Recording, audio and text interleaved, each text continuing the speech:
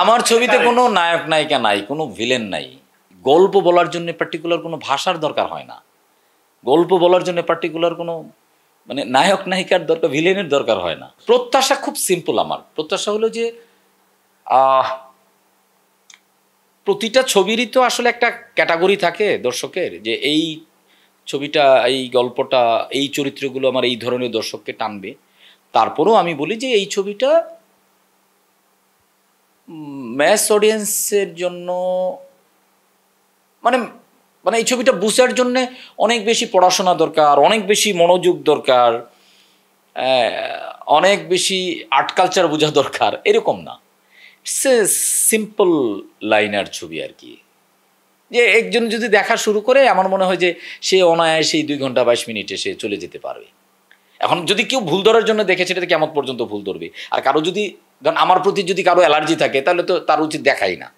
বা মোশাররফ করিম যদি কেউ মানুষ বলে, একটা আমার কথা প্রচলিত আছে, মোশাররফ করিম নাটকের লোক, মিডিয়ার লোক, তো এইগুলো দেখে সিনেমা হয়। তো এই কনসেপ্টে তো আমি পার্সোনালি বিশ্বাস করি না, যার জন্য তো মোশাররফ করিমকে নিয়ে করা, না হয়তো আমি অন্য ক্যারেক্টারই খুঁজতাম। সো ওইটা যদি আপনি বাদ দেন, ওইভাবে যদি না দেখেন, তাহলে অনেকগুলো চরিত্রের একটা জার্নি, এই জার্নিতে আপনিও ডুব দিতে পারবেন এবং একটা সময় পর্যন্ত আপনাকে এন্টারটেইন করে নিয়ে যাবে। আমার ছবিতে কোনো নায়ক নায়িকা নাই, কোনো ভিলেন নাই। উল্টা পথে না, আসলে আমার পথ ওইটাই। আমি চাইলেও বরং আমি মানে মানে সাকিব ভাই যেটা করতেছে, কিংবা নিশু ভাই যেটা করতেছে, সিয়াম যেটা করতেছে, এইটা করা এই মুহূর্ত পর্যন্ত আমার জন্য উল্টা পথ ওইটা, যে আমি এটা পারবো না। তো আমি যেটা পারবো না, আমি সেটার দিকে হাঁটবো কেন? আমি যেটা পারবো আমি সেটাই করব। এখন আপনি বলতে পারেন যে ভাই আপনি যে রাস্তায় হাঁটতেছেন, এই রাস্তার তো অডিয়েন্স তো নাও হইতে পারে, না হলে তো আমার কিছু করার নাই।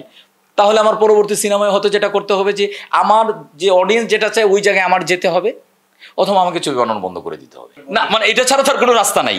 যদি আমি যে রাস্তায় হাঁটছি, আমার জন্য তো এটাই আমার সোজা রাস্তা। আমি কিন্তু একদম উল্টা পথে না। যে যদি কেউ নায়ক নায়িকাই দেখতে চায়, তাহলে আমার ছবিতে তো, আমার কাছে তো মানে দেখেন, আমার কাছে নায়ককে, যে গল্পটাকে লিড দিচ্ছে, যে প্রোটাগনিস্ট, আমার কাছে তো মোশাররফ করিমই নায়ক। এখন যদি নায়কের কনসেপ্ট যদি হয় যে না লম্বা চওড়া সুদর্শন ওই অর্থে হবে, তাহলে মোশাররফ তো আসলে ওই ক্যাটাগরিতে পড়ে না। ঠিক আছে, কিন্তু আমার কাছে সে নায়কই। আমি তো আগেই বললাম যে আমার একজন ক্যারেক্টার দরকার, ওই ক্যারেক্টারের জন্য একটা কাস্ট দরকার। আমি সেটাই করছি।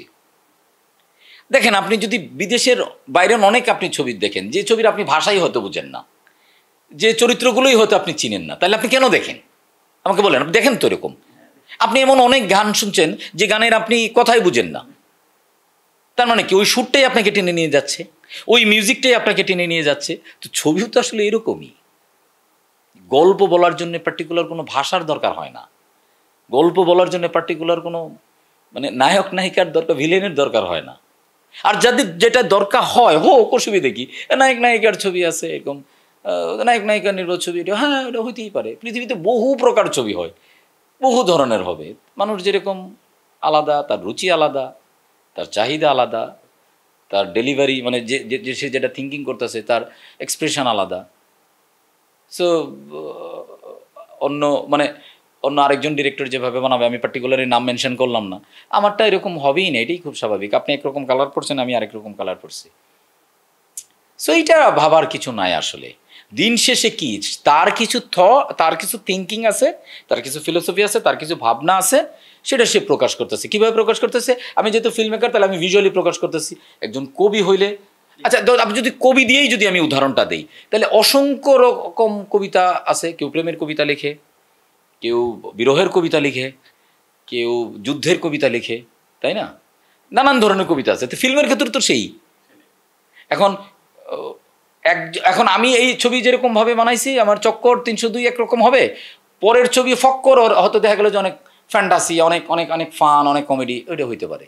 তারপরের ছবি হইতে পারে অন্যরকম, হরর ছবি বানাইতে পারি। এটা সময় আমাকে বলে দিবে যে আমি আসলে কোন দিকে হাঁটবো। সো আমি মোটেও উল্টা দিকে হাঁটছি না, আমি আমার রাইট ট্র্যাকেই হাঁটছি।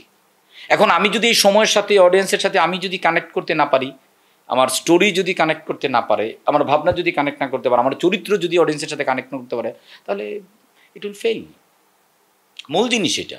আমি করি নাই। আমার আমার আমার আমার যে স্ট্রেংথ আছে অ্যাক্টিংয়ের, যতটুকু আছে, আমি তো এমনি অ্যাক্টিং পারি না, আর অ্যাক্টিং খুব যে করতে চাই সেটাও না। আমার আমার সেই চরিত্রের সাথে যায় না, এরকম এরকম কিছু নাই। থাকলে করতাম অবভিয়াসলি। এটা ডেফিনেটলি ডিরেকশন দেওয়া সহজ অ্যাক্টিংয়ের চেয়ে। Acting is a very tough job, because আপনি অ্যাক্টিংয়ের সময় আপনি ক্যামেরার সামনে একা, নো ওয়ান উইথ ইউ। আর ক্যামেরার পিছনে আপনার অসংখ্য লোকজন আছে। আমি চেয়ারে বসে থেকে সারাদিন চেয়ারে বসে থেকেই শুটিং করে ফেলা যায়, যদিও আমি চেয়ারে বসে শুটিং করি না, আমি দৌড়ে শুটিং করি। সো অ্যাক্টিংটা আসলে অনেক টাফ।